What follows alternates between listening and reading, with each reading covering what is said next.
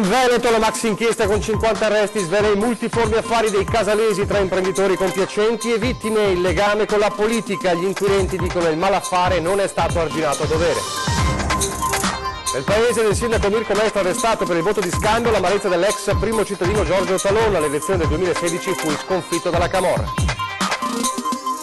Gioca a Padova per la morte del 16enne atleta del Fiamme Oro trovato morto dal padre nella sua camera e il sospetto di una patologia cardiaca mai riscontrata. Giorni caldi per l'autonomia, Zaia rilancia avanti tutta, mi rifiuto di pensare che i pentastellati si mettano di traverso dopo l'immunità a Salvini sul caso di Ciotti. Risponde a un annuncio di incontri e inizia a essere ricattato da una coppia vittima un 45enne di Selvazzano, 2 i denunciati.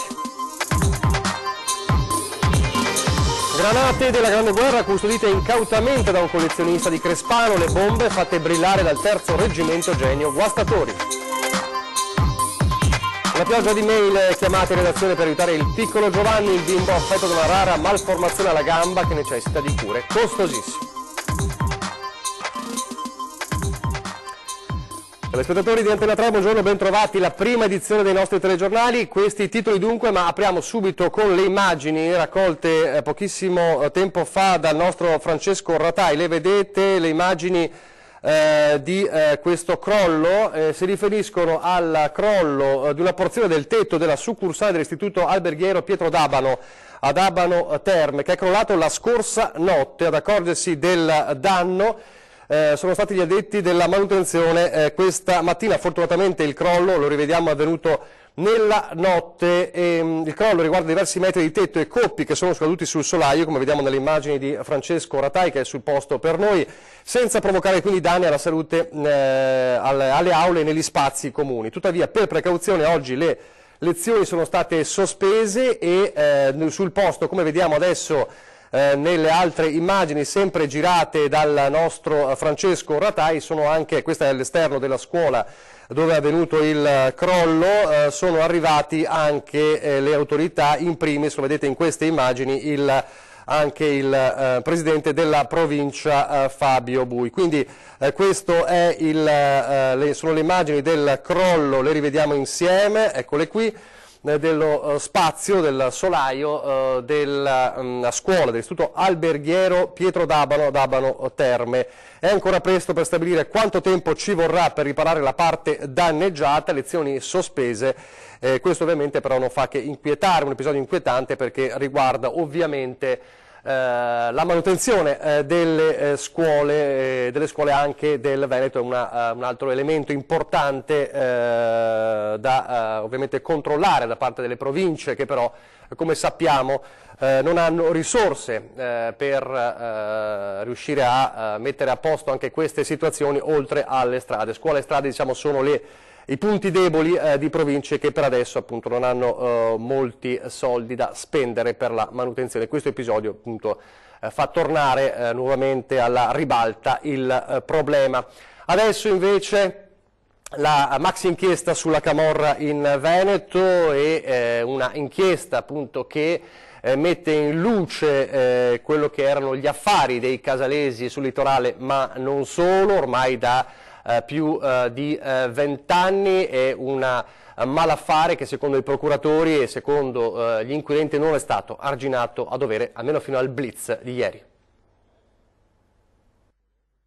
I segnali c'erano tutti e da tempo, ha commentato Don Luigi Ciotti, che di lotta alla mafia ha fatto una ragione di vita. Eppure quella che si è svegliata all'indomani della maxi inchiesta sulle infiltrazioni della camorra in Veneto è una regione sotto shock, ancor più man mano che vengono alla luce i particolari delle indagini che hanno portato ieri all'esecuzione di 50 arresti, al sequestro di beni per oltre 10 milioni di euro e al primo caso in Veneto di un sindaco, quello di Eraclea, Mirko Mestre, finito in carcere per voto di scambio. E non è cosa di tempi recenti. Dall'indagine congiunta di Guardia di Finanza e Polizia, coordinate dalla DDA di Venezia, è emerso che i tentacoli della camorra si erano allungati in Veneto da ben 20 anni, subentrando alla Mala del Brenta ormai al tramonto. E così i casalesi sono arrivati sul litorale veneziano, prima come piccoli imprenditori nel settore delle costruzioni di immobili turistici, poi sono cresciuti sino a diventare i boss di tutto il Veneto orientale, con infiltrazioni in nel tessuto connettivo dell'area, nelle banche, nel mondo delle imprese e nella politica. Un'associazione camorristica, Clan dei Casalesi, radicato sul territorio da oltre 20 anni, via via divenuto sempre più forte, sempre più capace di svolgere non solo attività tipicamente tradizionalmente camorristiche, quali le estorsioni, l'usura, ma servizi illegali, recupero credito, addirittura la costituzione di imprese, di società finalizzate a fornire manodopera a costi molto bassi attraverso l'evasione degli oneri previdenziali e degli oneri fiscali, società create proprio per fornire manodopera, per ottenere il subappalto ai lavori, per acquisire ulteriore ricchezza. Un'operazione che per la prima volta ha accertato la presenza della criminalità organizzata strutturata nel territorio veneto, criminalità profondamente penetrata nel settore economico e bancario, con modalità che nel sentire comune sembravano confinate ad altre aree del paese e che invece si sono rivelate profondamente radicate anche qui. La camorra in Veneto, ha concluso il procuratore nazionale antimafia, agiva esattamente come in Campania. Dalle parole del procuratore nazionale antimafia a quelle del procuratore di Venezia, Bruno Cherchi, con l'inquietudine anche degli stessi inquirenti di fronte a un malaffare di questo tipo. Sentiamo le sue parole. Questa operazione dimostra una presenza forte, strutturata all'interno della società veneta, non meramente di criminalità organizzata, ma una presenza in ambito economico, in ambito bancario e in ambito politico. Un fenomeno preoccupante, quello dell'infiltrazione camorristica in Veneto, che non vede nessuna distinzione, come evidenziato anche dal procuratore nazionale antimafia De Rao, relativa alla specialità territoriale. Quello che però ancora di più deve essere sottolineato è il fenomeno, cioè l'accettazione del fenomeno di criminalità organizzata nel Veneto, che è un unicum, cioè ancora non avevamo avuto delle segnalazioni così puntuali della capacità di pervasività della criminalità organizzata. Questo è un grosso problema che certamente farà carico a chi fa le indagini e a chi dirige l'indagine, cioè alla Procura distrettuale antimafia, ma è un problema anche che deve essere probabilmente studiato, approfondito e anche valutato diversamente da come è stato fatto finora dall'organizzazione sociale. A commissionare le estorsioni per recuperare crediti erano imprenditori e semplici cittadini, quelli all'apparenza insospettabili, ma che non hanno avuto scrupoli nel rivolgersi alla malavita invece che alle forze dell'ordine, consentendo agli esponenti della camorra di radicarsi e rafforzare il loro potere in Veneto, come nel caso di un direttore di banca la cui fidanzata era stata derubata di una borsa con la tesi di laurea e invece di rivolgersi alle forze dell'ordine ha preferito i casalesi, che in 24 ore hanno recuperato e consegnato il bottino al bancario.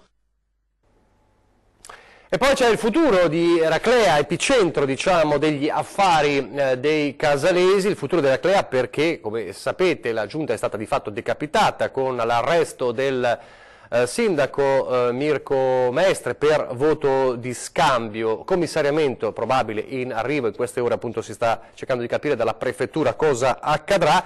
Intanto c'è l'amarezza dell'ex sindaco Giorgio Talon che fu sconfitto, si ripresentò alle elezioni del 2016 e fu sconfitto da Mirko Mestre anche con quei 100 voti che secondo gli inquirenti sarebbero stati presi proprio dalla camorra. Sentite le sue parole.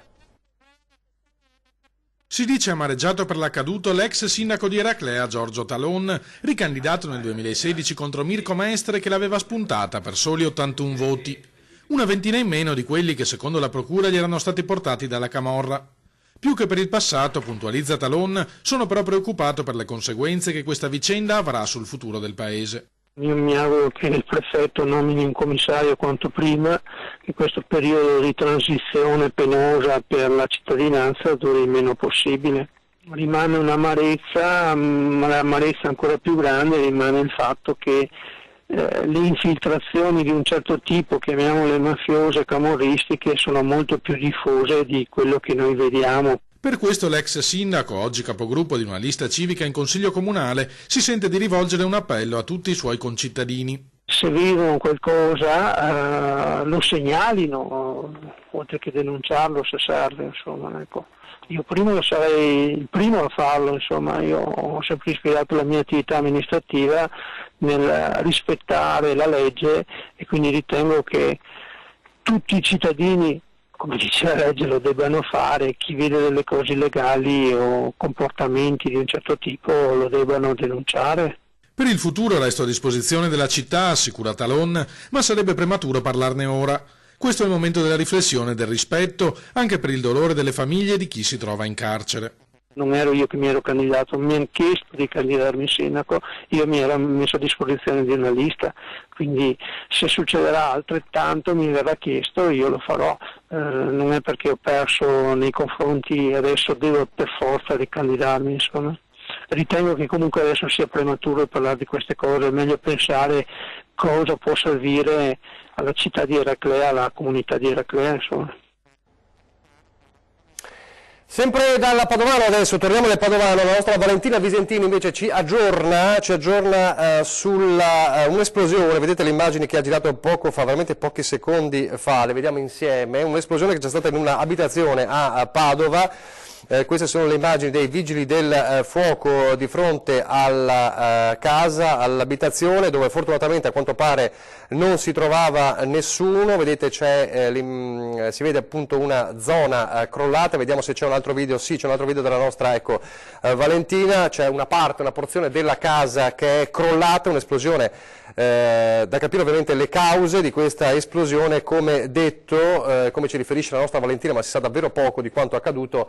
Non c'era nessuno in casa, ma appunto l'esplosione, come vedete, ha provocato danni ingenti alla struttura dell'abitazione. Vi aggiorneremo in corso di questo notiziario se riusciamo appunto a darvi qualche altra informazione utile su questa esplosione a Padova. Una Padova che intanto è sotto shock per la morte di un sedicenne atleta delle Fiamme Oro, David Cittarella, che è andato a dormire come tutte le sere e poi la mattina era morto. È andato a dormire dopo una giornata di scuola e il consueto allenamento di atletica leggera alle Fiamme Oro di Padova, ma David Cittarella, 16 anni, non si è più risvegliato. Quando il papà è andato a chiamarlo per andare a scuola, studiava al Marconi, il giovanissimo studente e atleta padovano era esanime. Una morte improvvisa nel sonno, l'ennesima, anche se piuttosto rara in un giovanissimo e tanto più in un atleta, lo ha strappato ai genitori, alla sorella e ai compagni del gruppo sportivo della Polizia di Stato, che David frequentava fin dall'età di 10 anni. Da circa 3 si dedicava al lancio del giavellotto, specialità nella quale aveva partecipato anche ai campionati italiani cadetti con la maglia della rappresentativa del Veneto.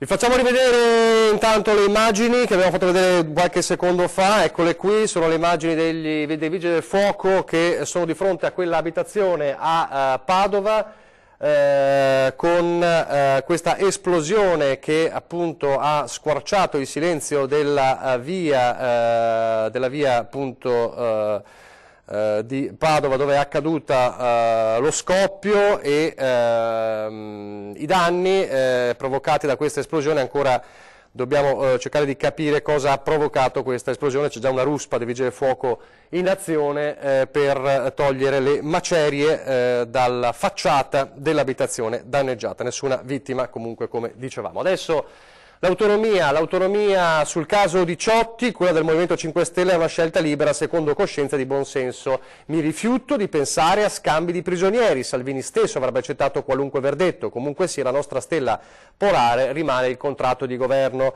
Così il governatore del Veneto Luca Zaia, in un'intervista di oggi alla Stampa, in cui esclude scambi con l'immunità e sprona ad andare avanti tutta sull'autonomia. Ha continuato Zaia: non ho motivo per essere pessimista, perché la Lega è inguaribilmente federalista. Quanto al Movimento 5 Stelle, se si mettesse di traverso vorrebbe dire che la comandano le Nunez e i De Falco, dunque lo escludo, ma soprattutto dietro di noi, ha detto Zaia, ci sono i cittadini. E adesso parliamo di una truffa, la truffa dei diamanti cosiddetta, un'inchiesta di Milano che ha visto cadere in trappola anche moltissimi VIP, tra i quali Vasco Rossi, ma ci sono anche vittime a Nord-Est. Ce lo conferma la nostra Tiziana Bolognani al telefono. Tiziana. Sì, buongiorno. Ha coinvolto anche molti risparmiatori veneti la truffa dei diamanti venduti a prezzi gonfiati. Ieri la Guardia di Finanza di Milano ha eseguito un decreto di sequestro preventivo per un valore di oltre 700 milioni ai danni di 5 banche. Sono Banco BPM, Unicredit, Intesa San Paolo, MPS e Banca Aletti. Il provvedimento è stato eseguito nell'ambito di un'inchiesta aperta 2 anni fa che riguarda fatti tra il 2012 e il 2016.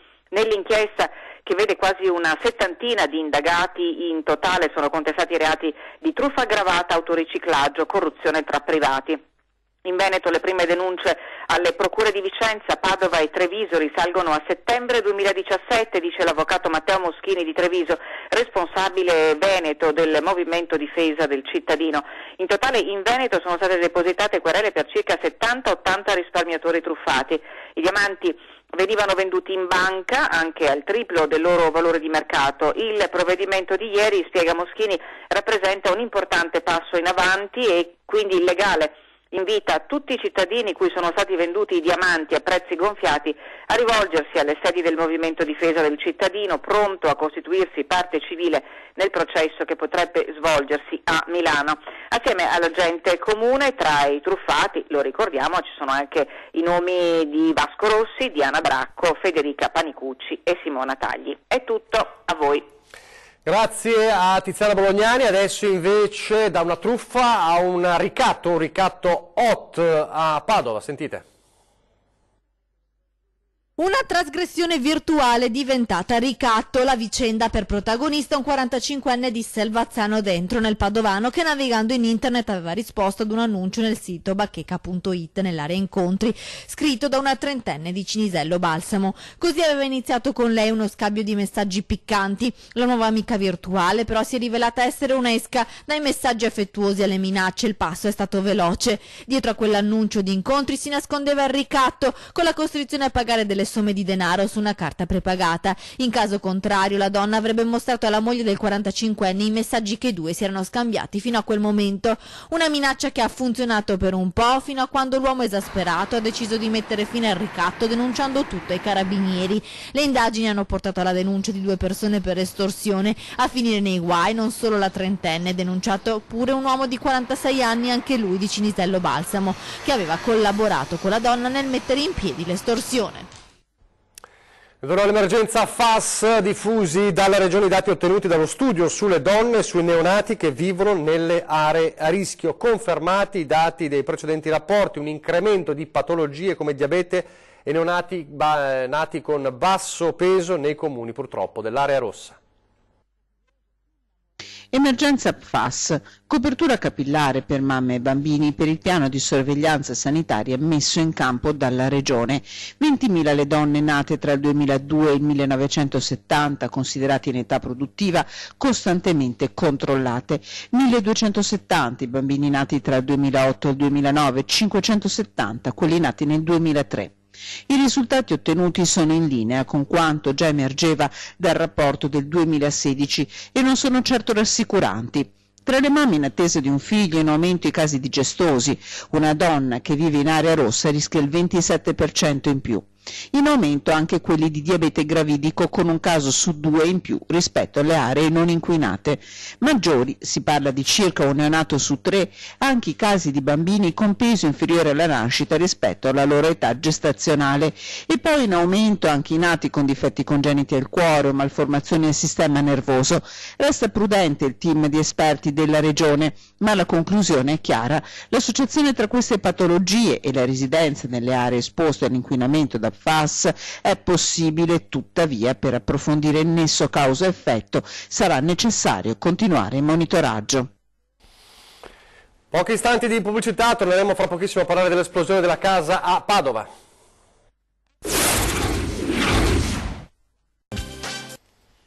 Rieccoci in studio in diretta, la prima edizione del nostro telegiornale. Andiamo a rivedere le immagini della nostra Valentina Visentin da Padova con l'esplosione dell'abitazione. È avvenuta in via Altichiero, l'abitazione in una casa in una zona isolata e periferica, senza vittime secondo i primi controlli dei pompieri perché disabitata. Sono in corso i controlli da parte del personale USAR.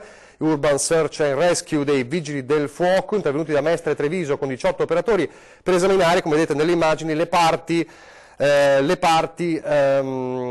raggiunte per escludere del tutto la presenza di persone all'interno dell'abitazione. Secondo quanto ricostruito, la casa viene utilizzata saltuariamente e diciamo anche fortunatamente dai proprietari, e questa notte era disabitata all'esplosione per una probabile fuga di gas. Questo le ultime informazioni su questa esplosione.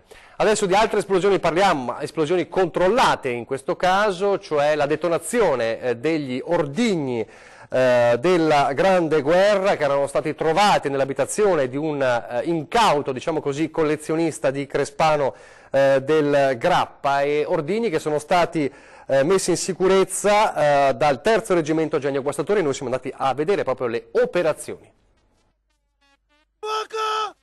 3, 2, 1, fuoco! Quelli che stiamo vedendo al lavoro sono gli operatori CMD, ossia Conventional Munition Disposal del 3° Reggimento Guastatori glorioso di Udine. Ebbene, loro stanno cercando di mettere in sicurezza definitivamente, insomma fare saltare e rendere una volta per tutti inerti il materiale che è stato trovato a casa di un signore che con grande imprudenza si teneva decine e decine di proiettili d'artiglieria in casa. Adesso ci stiamo avvicinando maggiore al fornello dove viene fatta la parte più delicata dell'attività.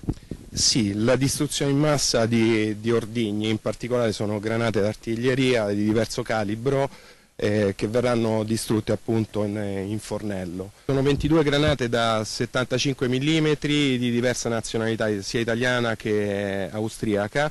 Qui abbiamo una granata da 90 mm e una granata da 70 mm, questo è tutto il materiale che verrà distrutto oggi. Che cosa state facendo esattamente? Stiamo delle cariche di TNT da 500 grammi, per la precisione 1 kg di esplosivo, sono 2 cariche da 500 grammi che serviranno per innescare le granate che sono qui a terra. C'è bisogno di tanto esplosivo così per far brillare queste? È previsto mezzo chilo per ogni granata, noi praticamente ne stiamo utilizzando 1 chilo per ogni 2 granate. Quindi serve proprio per evitare che alla fine ci sia anche sia pur la minima possibilità che non sia. Il termine tecnico è esplosione per influenza. Una buca di 3-4 metri, si cerca di andare più giù possibile perché la problematica principale dell'esplosione sono l'eventuale proiezione di schegge. Si cerca di evitare quanto più possibile appunto il botto, come ha detto lei, nel senso di evitare la proiezione di sia terreno che schegge del materiale. Qui stiamo vedendo esattamente il momento in cui gli operatori stanno spostando il materiale all'interno del fornello. Attenzione! Brillamento! Pronti per il fuoco? 3, 2, 1, fuoco!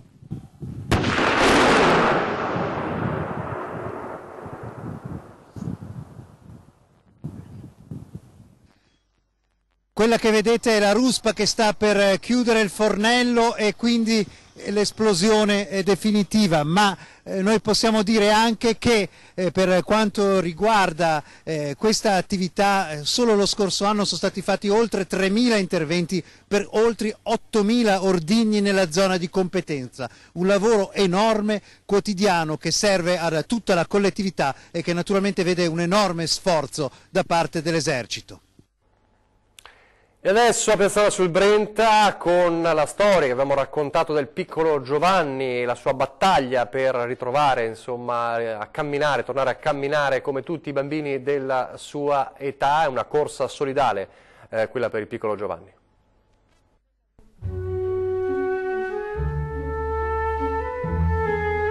Sono bastate poche ore e stanno arrivando tantissime mail alla nostra redazione di persone che vogliono aiutare il piccolo Giovanni. Nel nostro servizio vi abbiamo raccontato la storia di questo bimbo di Piazzola sul Brenta di poco più di 2 anni, affetto dalla nascita da emimelia tibiale, anomalia congenita rara che non gli fa piegare il ginocchio e lo costringe a utilizzare una scarpa apposita con alzata per compensare la differenza di lunghezza tra i 2 arti. Ai nostri microfoni mamma Erika ha lanciato un accorato appello perché Giovanni ha bisogno di un costosissimo intervento. Aiutateci a realizzare questo questo sogno di nostro figlio di poter correre come tutti gli altri bambini con le sue gambe, di poter appoggiare entrambi i piedi a terra e di poter piegare il suo ginocchio, e questa cosa sarà possibile solo grazie a voi e all'intervento che potrà fare solo in America. Giovanni è più che mai vispo, curioso, innamorato del pallone. Gli piace il calcio, gli piacciono tutti i tipi di sport che abbiano una palla, le macchine, i pompieri, gli piacciono i trattori. Speriamo che continui questa passione e che abbia la possibilità di poterla usare al meglio questa passione. Servono 400.000 euro per un intervento indispensabile per Giovanni, perché senza questa operazione resta una sola alternativa. L'alternativa è l'amputazione. Qua in Italia ci hanno proposto quello. Hanno detto che è la cosa più funzionale, più perfetta per questo caso. In Italia sono 4 i bambini. Ad oggi se ne è aggiunta un'altra. A tutti è stato proposto l'amputazione qua. Io non mi arrendo, noi non ci arrendiamo all'amputazione. E allora tutti insieme possiamo aiutare Giovanni a camminare, correre, crescere come tutti i suoi coetanei. Mamma Erika ci ha girato gli estremi. Si può fare un versamento intestato a Erika Molinarolo, IT 58 P360 81051 3821 0309 610312 con causale Diamo il meglio a Giovanni. Oppure su PostePay una ricarica sul numero 5333 1710 2414 5910, codice fiscale MLNRKE 87C52C 743N, per dare tutti il meglio a Giovanni.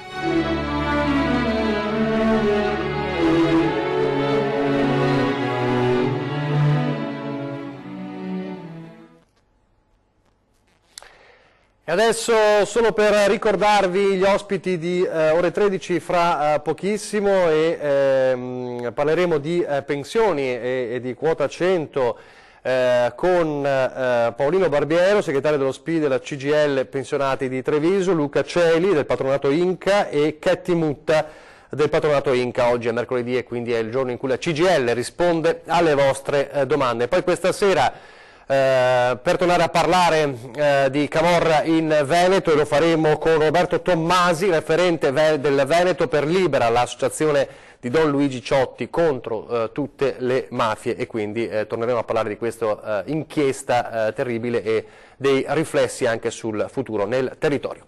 È davvero tutto, vi lascio alle previsioni del tempo, grazie per averci seguito, arrivederci.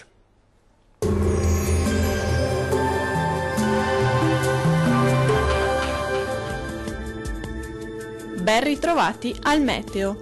Sul Veneto poche novità, il cielo si presenterà sereno o al massimo poco nuvoloso, non si esclude tuttavia qualche foschia o nebbia al mattino sui settori meridionali. Temperature minime comprese tra i 3 e i 6 gradi, massime comprese tra i 6 e i 10 gradi.